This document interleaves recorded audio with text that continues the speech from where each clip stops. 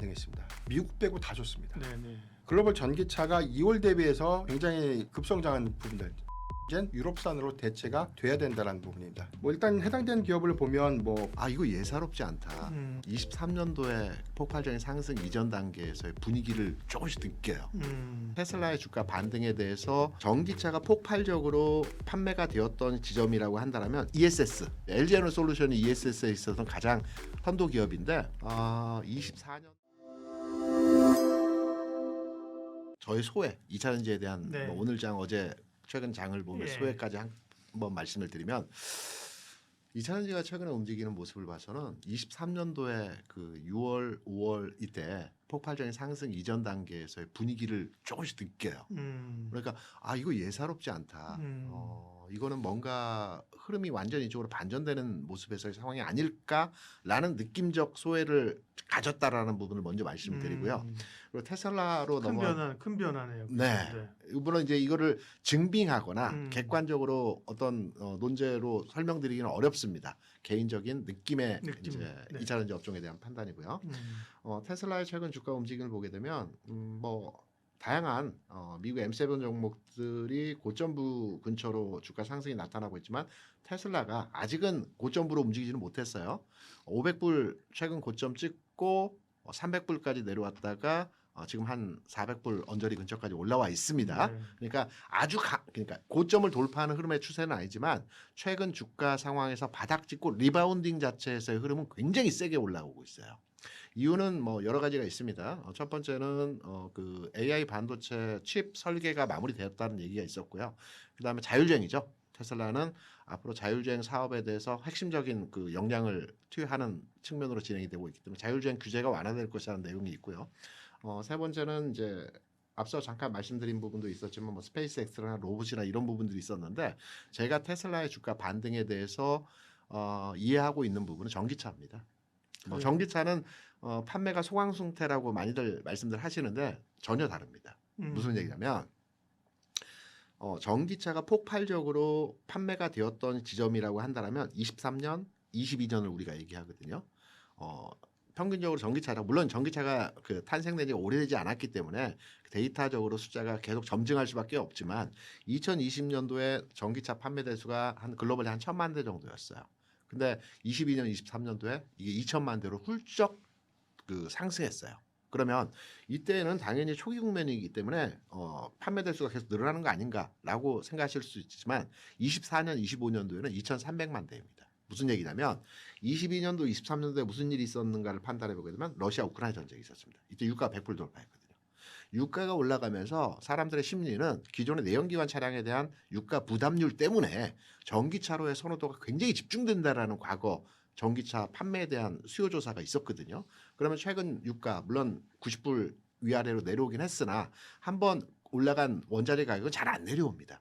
80불에서 120불 사이에서 왔다 갔다 하겠죠 앞으로.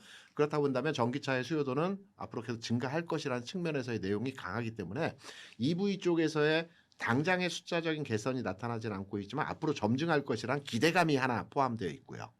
앞서 그리고 또 ESS 이 부분도 잠깐 언급을 해주셨는데 ESS 부분이 뉴스에서 많이 나오는 것처럼 국내 기업들 기준으로 해서 말씀드리면 이제 LG 에너솔루션이 ESS에 있어서 가장 선도 기업인데 24년도에 ESS 분이 LG 에너솔 매출의 한 15% 정도 됐습니다.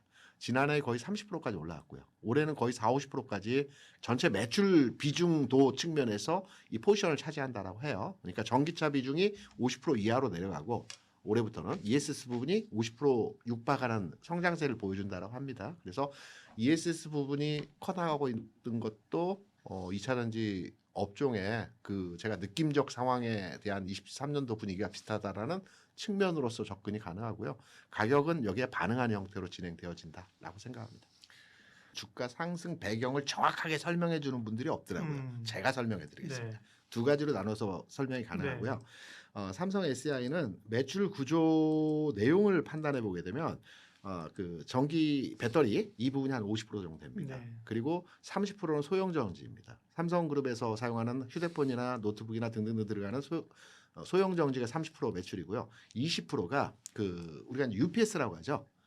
비상 전력망 공급 장치, 금융사의 모든 금융사가 지점에 네. 다 있습니다. 데이터 센터에 사용되는 UPS의 글로벌 점유율 한 50% 차지하고 있어요. 그래서 이 부분이 안정적 매출 기조를 가지고 있다라는 측면이 긍정적으로 반영이 되는 부분이고요. 이거는 그냥 회사가 괜찮다라는 측면으로 우리 인식할 수 있는 내용이지 않습니까? 주가 이렇게 탄력적인 내용으로 반응할 수는 없습니다. 두 번째, ESS인데요. LG에너솔루션은 여러분 잘 아시는 것처럼 원통형 그 배터리가 주력입니다. 삼성 SDI는 각형. 각형입니다. 그러면 원통형과 각형이 어떤 부분에서 다른지를 한번 구조적으로 판단해 보게 되면 우리가 이제 EV와 ESS가 있지 않습니까? 그러면 여기 장단점은 여러분께서 너무 잘 알지 않습니까? 뭐 고효율이다, 저비용이다, 뭐 등등등 많은데 가장 중요한 핵심은 열입니다. 열. EV는 원통형은 열을 제어하기 위해서 원통형으로 만듭니다. 원통형을 계속 쌓아놓으면 중간 그 공간이 생기기 때문에 그렇죠. 예. 이 부분을 통해서 열을 제어하려고 원통형을 만드는 거거든요.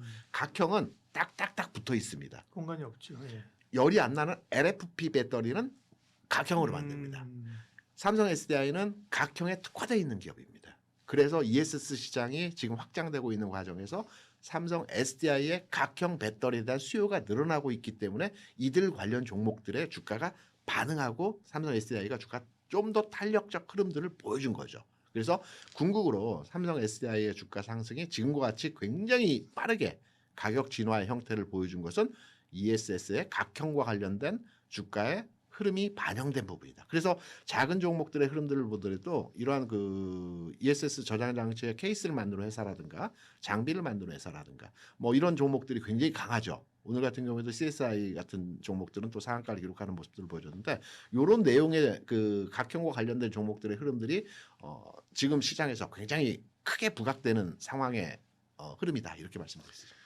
조금 비틀어서 비틀어요. LG 화학도 하나 더 주십시오. LG 화학도 하나 넣어드릴게요. 지분율을 네. 80% 네. 가지고 있으니까. 네. 네. 여기서 탑픽은 LG 화학입니다. 그러니까 뭐 탄력도 측면에 SI가 굉장히 강하죠. 음. 근데 SI가 이제 거의 그 목표한 주가 수준에서의 어느 정도 가격 차에 들어왔습니다. 네. 그리고 새롭게 출발하는 LG화학, LG에너솔루션의 주가 상황에서의 흐름들이 앞으로 점진적 흐름을 개선시키면서 상승 흐름을 우상향으로 진행지어 줄 수 있기 때문에 현 시점부로 오늘 이후의 시점부로 판단해 보게 되면 탑픽은 셀사 중에서 LG화학, LG에너솔루션이 좀 더 긍정적이지 않을까라고 생각을 합니다. 전체량을 보면 네. 결론적으로 보면 아직 캐즘 회복은 멀었다. 다만 이제 3월달에 의미 있는 좀 반등 수치가 좀 확인이 좀 됐는데요. 네. 1분기 글로벌 전기차 판매량이 일단 뭐 확정치 지표는 아니지만 전년 동기 대비해서 한 3% 정도 좀 감소가 좀 예상되고 있습니다. 그러니까 400만 대 정도가 판매가 된 것으로 이제 추정이 좀 되고 있고 네. 1월과 2월 데이터가 굉장히 좀 안 좋았습니다. 이 부분은 중국도 오히려 한 10%대 마이너스 성장을 좀 했는데 오히려 이제 유럽을 빼고는 뭐 미국도 지난 4분기에 이어서 이번 1월과 2월도 역시나 일단 뭐 전기차 판매량이 좀 크게 둔화된 흐름들을 좀 보였는데 네. 3월 기점으로 보면 글로벌 전기차가 2월 대비해서 66% 정도 반등했습니다. 첫 번째 요인은 네. 뭐 이러한 리스크 때문에 고유가 일시적인 때문에? 일시적으로 이제 전기차에 대한 수요가 좀 증가됐다. 네. 그러니까 중고 전기차에 대한 수요도 굉장히 좀 많이 그 거래가 좀 늘었다고 하지 않습니까? 이런 기저효과가 좀 있었고요.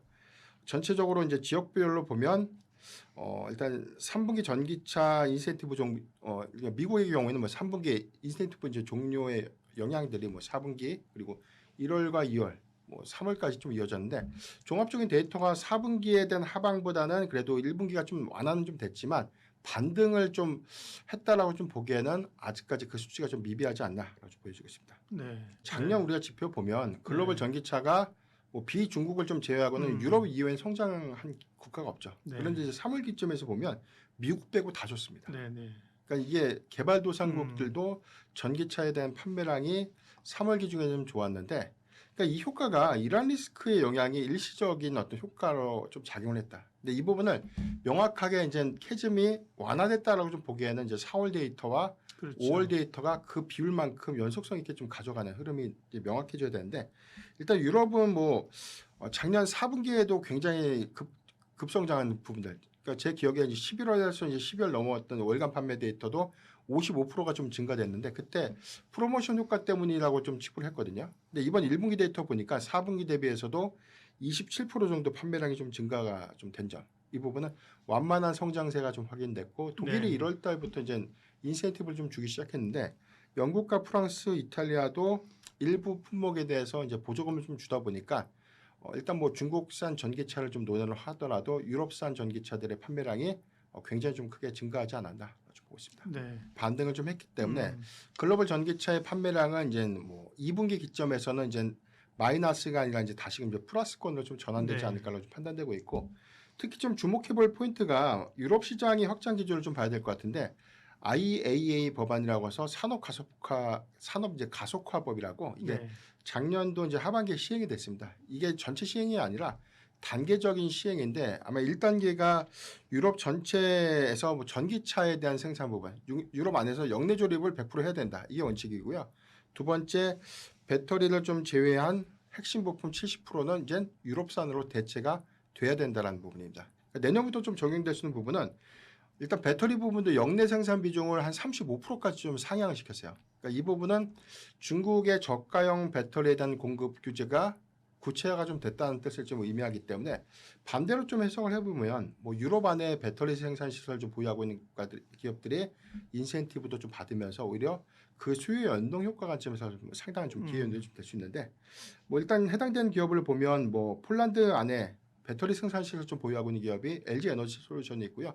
헝가리 공장은 뭐 삼성 SDI, SK온이 좀 일단 진출을 좀 하 있는 그런 상태이기 때문에 최근에 뭐 삼성 SDI 주가 좀 굉장히 좀 탄력성 있게 좀 갔지만 네. 벤츠와 뭐 전체 한 10조 원 규모의 배터리 공급 계약 좀 체결을 했지 않습니까? 이런 기조가 역내 생산에 대한 부분들을 이제 구체화시키는 부분이다. 그렇다면 이제 LG 에너지 솔루션이 그럼 유럽에서 좀 소외되는 것인가? 저 이런 관점은 아니죠. 네. 이원화 관점에서 수요량과 좀 연동될 수 있는 부분들은 뭐 상당히 좀 우호적인 여건에서 좀 이어질 수 있겠고 소재사들은 사실 뭐 에코프로비엠이 이제 헝가리 양극재 공장을 준공했죠. 작년 이제 4분기인데 5월 달부터 이제 초기 가동을 지금 시작한다고 하니까 이게 이제 하반기 기점에서는 유럽형 밸류체인과 좀 맞물리면서 이제 소재사의 또 공급량들이 네. 더 증가될 수 있는 여지는 굉장히 높지 않나 가지고 있습니다. 최근에 주가가 좀 올라가는 게 과연 이제 뭐 캐즘이 완화되는 부분이냐, 네. 아니면 전기차 판매량이 갑자기 3월 기점에서 좋아져서 주가 상승. 이 부분을 그거는 연결하기에는 아직까지는 그렇죠. 조금 더 지표하기는 좀 필요하다고 보고 있고요. 그렇다고 뭐 ESS 수주원가가 갑자기 돈을 많이 벌어서 그렇죠. 모든 뭐 악재를 다 커버할 만한 수준은 아니다. 저는 이렇게 보고 있는데 다만 지금 워낙 반도체 섹터에 좀 집중됐던 수급들, 그다음에 그 이외 섹터들이 굉장히 그래도 단기적인 어떤 수급을 많이 반영시켰는데 네.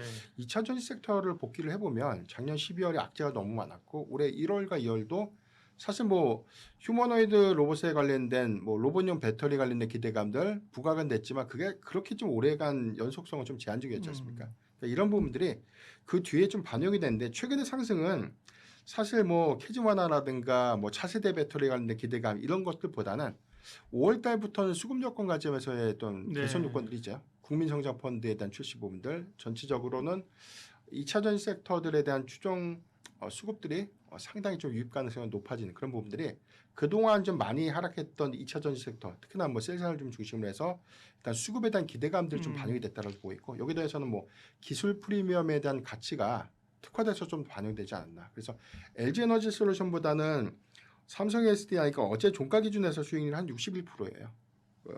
LG 에너지 솔루션이 한 22%, SK 이노베이션이 23% 정도 주가 좀 상승했는데 그 주가의 어떤 수익률 격차가 좀 큰 걸 보면 삼성 SDI는 역시나 내년도 이제 전고체 배터리에 대한 상용화 이 기대감들이 기술 프리미엄 관점에서 그 가치를 현재 반영시키고 있다라고 보고 있습니다. 1분기 대한 실적은 굉장히 좀 기대치가 좀 낮아졌고 사실 뭐 그렇죠. 실적 발표됐다고 해서 뭐 주가가 좀 밀릴 만한 그런 이슈는 또 아니었습니다. 워낙 뭐 다 알고 있던 사실이었기 네. 때문에.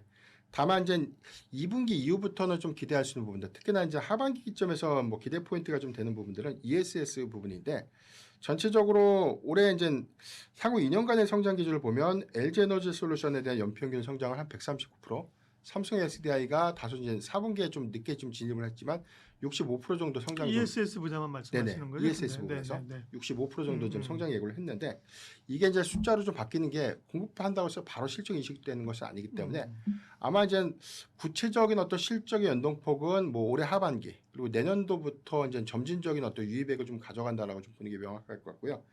그렇다면은 뭐 전기차 배터리의 출하량들이 낮아진 상태에서 이익 기준은 좀 떨어졌지만 ESS 부분이 어느 정도 수익성 방어를 좀 해주면 여기에 대해서 AMPC 세액공제액이 또 반영되다 보니까 이익 기준은 본업에서 발생되는 것은 아니지만 그래도 적자폭을 넘어서서 이익을 낼 수 있다. 이런 기대감들이 좀 반영되고 있다고 보고 있고 일단 뭐 성과적인 지표를 보면 전기차 판매량에 대한 회복 속도가 이제 상반기보다 이제 하반기에 조금 더 완화될 수 좀 있는지 나긴 하겠죠. 예. 그 부분에 대한 어떤 반등 포인트를 좀 봐야 될 것 같고요. 음. ESS 부분은 숫자로 좀 찍히는 부분인데 당장의 숫자의 인식 부분보다는 누가 얼마만큼의 수주를 많이 가져가느냐. 지금 전체 규모를 보면 LG 에너지 솔루션이 ESS 수주과 한 1분기 추정치가 140기가와트시예요. 지금 삼성 SDI가 30기가와트시 정도 규모가 이제 초기에 좀 나오고 있기 때문에 아직까지 그 격차가 굉장히 크죠. SK 이노베이션의 경우에는 올해 이제 2분기 이후부터 이제 일부 숫자가 좀 인식될 수 있는 부분이기 때문에 이런 관점에서 보면 저는 LG 에너지 솔루션을 이렇게 해서 좀 봐야 되지 않을까라 좀 말씀드리고 있는데 전체적으로 보면 뭐 수주 연동성과 좀 가장 크고요. 네. 그 다음에 이제 기술 프리미엄에 대한 가치가 삼성 SDI에 너무 집중되다 보니까 LG 에너지 솔루션에 대한 기술 가치가 굉장히 좀 떨어지는 것이 아닌가 그렇게 좀 생각을 하는데 그렇지 않다. 원통형 배터리에 대한 적용 효과는 휴머노이드 로봇을 거의 다 최적화될 수 있는 초기 모델은 좀 최적화될 수밖에 없는 그런 구조적인 부분들 좀 감안해 보면 지금 주가 대비해서 저는 뭐 상승 부여 가치는 조금 더 여력이 있다라고 보고 있고요. 소재단에서는 역시나 에코프로비엠을 좀 봐야 될 것 같아요. 물론 이제 LNF의 가치가 LFP 배터리에 대한 공급 가치가 크다 보니까 주가에 더 많이 반영되고 있는 것은 맞지만 에코프로비엠의 경우에는 유럽인 내 역내 생산에 대한 비중이 좀 높아질 경우에 이 부분은 전기차 출하량들이 반등할 때 수익 지표 관점에서 가장 크게 이익 개선이 좀 될 수 있다. 이렇게 좀 보고 있기 때문에 셀사는 LG 에너지 솔루션 그리고 소재사는 에코프로비엠에 관심 있게 보자라고 좀 말씀드렸습니다.